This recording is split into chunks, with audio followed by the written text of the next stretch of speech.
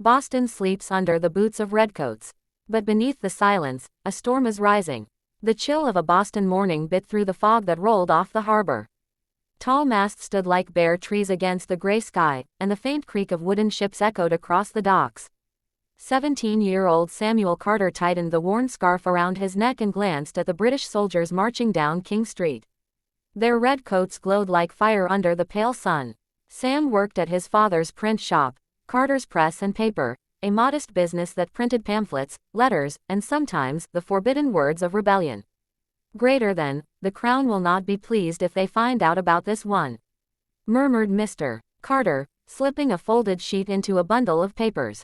It's Thomas Paine's draft, says something about common sense.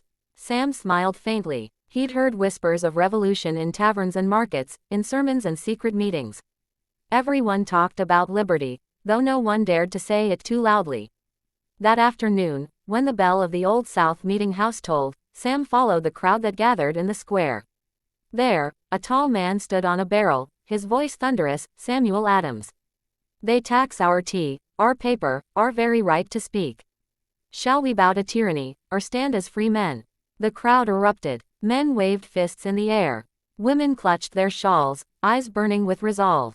Sam felt something stir in his chest. Fear, yes, but also fire. That night, he wrote in his journal. The night was thick with mist. Lanterns swung gently on doorways, casting shaky shadows across cobblestone streets. Samuel Carter gripped his father's old musket, its wood polished from years of use.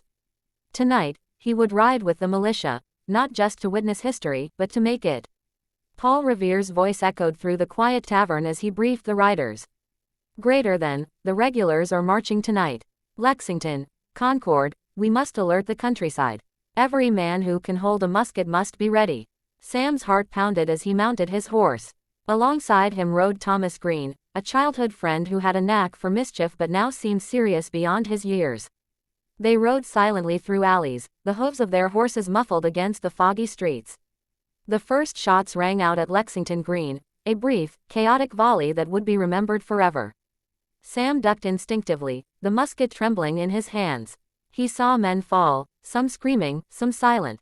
Smoke curled in the moonlight, and the metallic scent of gunpowder filled the air. Greater than, stand your ground, shouted an officer, though many seemed frozen with fear. After the clash, they regrouped and raced toward Concord. Sam's legs ached, his lungs burned, but adrenaline kept him moving. At Concord's North Bridge, the Minutemen had formed a line. British troops advanced, but the colonists, including Sam, fired with determination. Every shot was a statement, we will not bow. By dawn, the redcoats retreated. Samuel Carter, soaked in sweat and dirt, looked at the rising sun over the fields. Victory was small, but the message was loud and clear, the revolution had begun.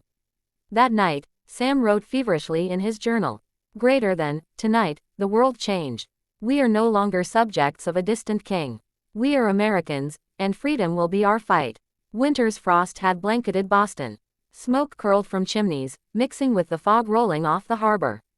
The city was tense. British troops lined the streets, their redcoats a constant reminder of the Crown's power. But outside, the Continental Army had settled around the city, and Samuel Carter found himself among them. He trudged through snow-crusted fields, musket in hand, alongside Thomas Green and a handful of other young men. Campfires dotted the hills, their glow tiny against the sprawling British fortifications. General George Washington, tall and commanding, rode along the lines, inspecting the soldiers.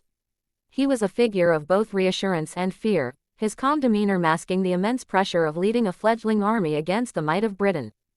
Greater than, discipline and courage, men, he said. We are not just fighting for land, we are fighting for liberty itself. Sam shivered, partly from the cold, partly from the weight of the moment. Nights were the hardest. The soldiers huddled in tents, listening to distant cannon fire, knowing that at any moment, the British might strike. He often wrote letters to his family, describing life in the camp, but never mentioning the fear that sometimes gripped him. Sam shivered, partly from the cold, partly from the weight of the moment. Nights were the hardest. The soldiers huddled in tents, listening to distant cannon fire, knowing that at any moment, the British might strike. He often wrote letters to his family, describing life in the camp, but never mentioning the fear that sometimes gripped him. During one patrol, Sam witnessed the first real test of resolve. A small skirmish erupted near Dorchester Heights. The Minutemen held the line, exchanging fire with British soldiers. Thomas Green was grazed by a bullet, a shallow wound, but enough to leave him shaken. Sam helped him back to camp, the snow red with streaks of blood. We'll get through this, Sam whispered, though the words felt hollow. Weeks turned into months. Supplies ran low, morale wavered, but the siege of Boston continued. Samuel Carter learned the harsh truths of war. Courage alone was not enough, strategy, patience, and unity were just as crucial. Finally, in March 1776, a bold move by General Washington, positioning cannons atop Dorchester Heights, forced the British to evacuate Boston. The city cheered as the Redcoats sailed away, a symbol of the Revolution's first major victory. Sam watched the ships disappear over the horizon, heart swelling with pride and relief. That night, he wrote in his journal, "Freedom tastes sweet, but the path ahead will be long and dangerous. Today, we have shown that a few determined men can change the course of history." Philadelphia was alive with tension. The summer sun beat down on cobblestone streets crowded with delegates, scribes, and curious citizens. Samuel Carter had traveled north with a small group of messengers carrying letters, pamphlets, and intelligence from the battlefields. At just 18, he felt the weight of history pressing inside the Pennsylvania State House, later known as Independence Hall. Representatives debated fiercely. Voices rose and fell, each word shaping the destiny of a new nation. Samuel watched from a quiet corner, his journal open, scribbling observations. "We hold these truths to be self-evident," read one delegate aloud. "That all men are created equal." The words echoed in Sam's mind. He thought of his family back in Boston, of friends who had risked everything, and of the countless men and women across the colonies yearning for freedom. Outside, crowds gathered, unaware of the exact contents of the document being drafted inside. Yet Sam could sense the electricity in the air, a revolution of ideas, not just muskets and cannons. Later that day, he walked along the cobblestone streets with Thomas Green. "Can you imagine it, Sam?" Thomas whispered. "A country, not ruled by a distant king, but by the people themselves." Sam nodded, eyes shining. "If this works, Thomas, if we survive the war, the world will never be the same." That night, as the delegates finalized the Declaration of Independence, Sam wrote in his journal, "Today, words became a weapon, not of destruction, but of liberty. And though the road ahead is uncertain, our hearts burn with hope and resolve. We fight not just for land, but for the idea of freedom itself." The ink on the parchment dried, but its meaning spread like wildfire. Samuel Carter understood that this moment, fragile and daring, would echo through centuries. And though he was a young man among giants, he felt that he too had a role in the making of history. The winter after independence was bitter. Snow blanketed the countryside, turning roads into treacherous paths, and the chill seeped into bones already weary from months of conflict. Samuel Carter marched with the Continental Army, each step echoing the rhythm of determination and fear. The battles at New York and Trenton tested their resolve. At Brooklyn Heights, Sam watched columns of redcoats advance, their disciplined formation a terrifying contrast to the ragged Minutemen. Smoke and screams filled the air, and every musket shot reminded him how fragile life could be. During the desperate retreat across New Jersey, Sam and Thomas Green carried wounded soldiers through the icy rivers, slipping on frozen banks, mud sucking at their boots. Many men didn't survive, their bodies left behind as grim markers of the cost of freedom.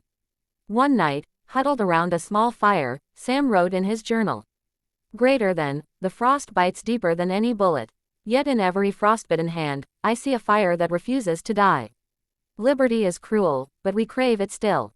Then came the crossing of the Delaware River on a cold Christmas night. Washington led them silently, ice cracking beneath the boats, the stars hiding behind clouds. The attack on Trenton was swift and precise. Hessian soldiers, caught by surprise, surrendered. The victory, though small, reignited hope across the colonies. "We may be battered," Sam whispered to Thomas, "but we are not broken. Every man we free, every town we hold, brings us closer to a new America." In the winter months that followed, Sam continued to write, to fight, to witness. Each skirmish, each frostbitten night, each life lost or saved, shaped him. The revolution was no longer distant words in pamphlets, it was the pain, courage, and sacrifice of everyday people like him. By spring 1777, Samuel Carter realized something profound. Greater than freedom is not given. It is forged, in snow, in blood, in the hearts of those brave enough to demand it. The winter of 1777 had descended like a relentless shadow upon the Continental Army. Valley Forge, with its frozen hills and icy winds, became both a sanctuary and a prison. Samuel Carter trudged through the snow, his feet raw, fingers numb, and stomach gnawed by hunger. The scent of smoke from distant fires mixed with the bitter cold, a reminder of the harshness that awaited them every morning. He huddled in a tattered blanket with Thomas Green and other soldiers, trying to shield themselves from the piercing wind. Illness had claimed many. Smallpox, frostbite, and typhus swept through the camp like invisible bullets. Every day, Sam watched comrades fall, their faces pale, their eyes pleading for warmth and care. Yet, amidst the suffering, hope endured. General George Washington rode through the camp, his presence both inspiring and humbling. Greater than, gentlemen, endure, Washington said, his voice steady against the biting wind. We are forging not just an army, but the backbone of a nation. Sam learned the meaning of resilience. They drilled in the snow, sometimes barefoot, learning to aim, to march, to trust one another. Food was scarce, and each ration was treasured. He kept writing in his journal, chronicling not only the battles they had fought but also the courage he saw in the eyes of every soldier. Greater than, we are stripped of comfort, but not of purpose, he wrote. In every shivering hand and frostbitten toe, I see the spirit of freedom alive. Thomas Green often whispered stories to distract from the hunger. They shared memories of Boston, of taverns and family, of the life they hoped to reclaim. It was in these quiet moments that bonds were forged stronger than any cannon fire. By the spring of 1778, Valley Forge had transformed the Continental Army. They emerged not just as soldiers, but as a disciplined, determined force capable of challenging the British might. Samuel Carter, once a young boy uncertain of his place in the world, had become a man shaped by endurance, sacrifice, and unwavering belief in liberty. That night, as the first thaw melted the ice along the creeks, Sam penned in his journal. Greater than, winter has tested our bodies, our hearts, and our resolve. Yet here we stand, scarred but unbroken. We carry not only muskets and rations, but the dreams of a free people. The revolution continues, and so must we. The autumn air of upstate New York was crisp, carrying with it the scent of fallen leaves and distant gunpowder. Samuel Carter rode alongside Thomas Green in a company of Continental soldiers, their spirits wary but determined. The British forces, confident and disciplined, had advanced deep into New York, believing victory was near. At Saratoga, the battle began with chaos. Muskets cracked, cannons roared, and the earth trembled beneath the marching boots of armies. Sam found himself in the thick of it, dodging volleys and returning fire whenever he could. Each clash reminded him of Valley Forge, the pain, the sacrifice, the endurance it had taken to reach this moment. Greater than, hold your line, shouted an officer, as men fell around them. Sam gritted his teeth, adrenaline surging. For freedom, he muttered under his breath. Over 2 grueling weeks, the Continental Army and their militia allies repelled the British. Sam witnessed courage that defied fear, ordinary men performing extraordinary acts, risking everything for the promise of liberty. By October, the British General Burgoyne surrendered, marking the first major American victory in the Revolution. The news spread like wildfire. Sam and Thomas celebrated quietly by the campfire, exhaustion and relief etched on their faces. Greater than, do you realize what this means? Thomas whispered. Other nations will notice. Help is coming, France, perhaps even Spain. Indeed, Saratoga would soon convince France to formally ally with the Americans, providing military support, funds, and hope for the revolutionaries. Sam felt a surge of pride. Not only had they won a battle, but they had changed the course of the war. That night, he wrote in his journal, "Greater than, today, we proved that the impossible can be achieved. The world is watching, and our cause is no longer ours alone. Freedom has found its first ally, and with it, the promise of victory grows brighter." The snow of Valley Forge had melted months ago, but its memory lingered like a ghost in Samuel Carter's mind. The hardships of the previous winter, frostbitten toes, empty stomachs, and sleepless nights, had forged him into a soldier, disciplined and unwavering. Now, as the Continental Army regrouped in the spring of 1778, hope carried a new weight. France had officially recognized the United States and promised aid. Sam rode through the camp, observing French officers arriving with their men and supplies. Their uniforms were bright, and their ships brought cannons, ammunition, and, most importantly, belief in the American cause. Thomas Green, riding beside him, could hardly contain his excitement. "Greater than, can you believe it, Sam? They've actually come to help us." "It's real," Sam replied, eyes scanning the bustling camp. "The world is finally taking notice." The French alliance meant more than just reinforcements. It boosted morale, inspired courage, and provided the Continental Army with strategies learned from European warfare. Sam trained alongside French officers, learning new formations and techniques. He realized that victory would not come from raw courage alone, but from knowledge, unity, and strategic planning. Yet, not all was easy.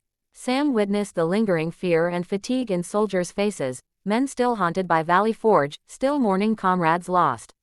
He and Thomas often took long walks outside the camp, speaking quietly of dreams, fears, and the America they hoped to help build.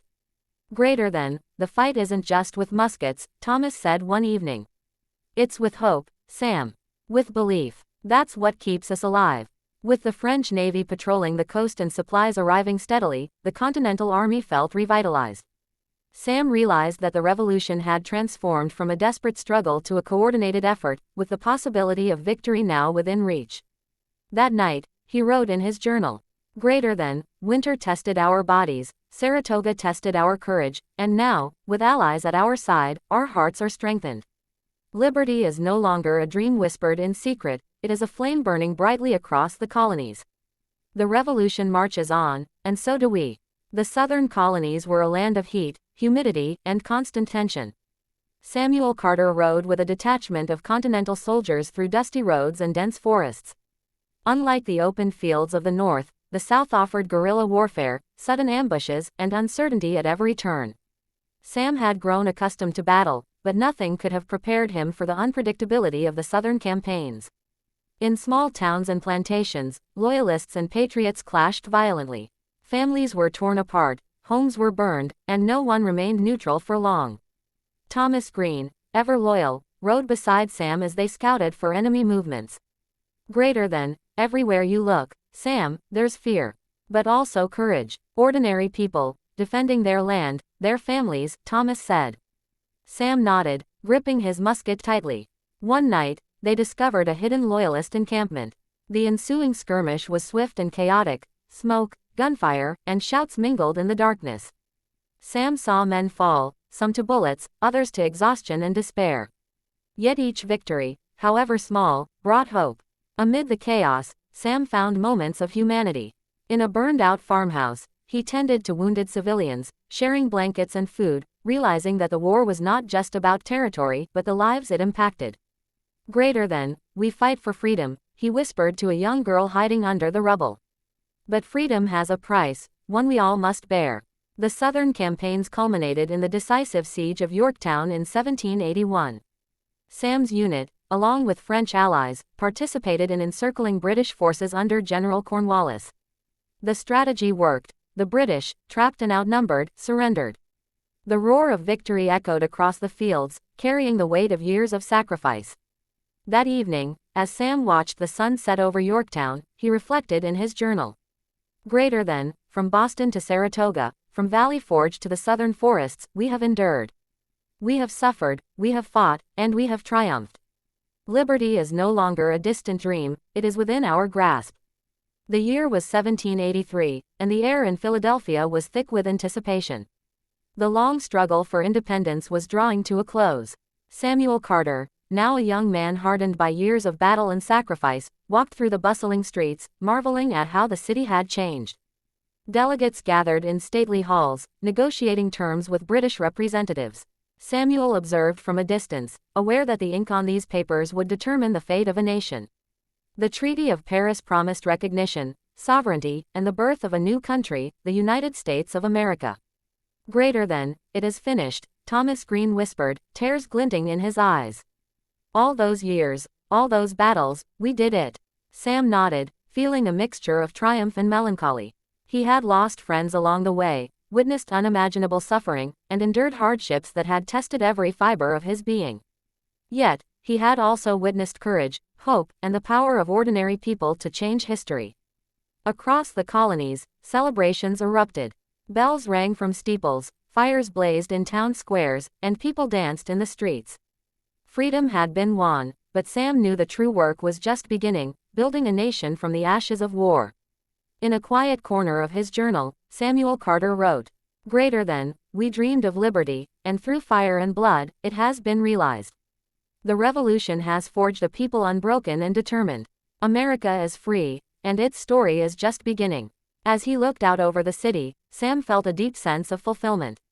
He had been a witness, a participant, and a recorder of history. The sacrifices, the victories, the losses, all had contributed to a cause greater than any one man. And so, the revolution ended not with a single roar, but with countless whispers of hope, courage, and the promise of a new nation rising from struggle, the United States of America.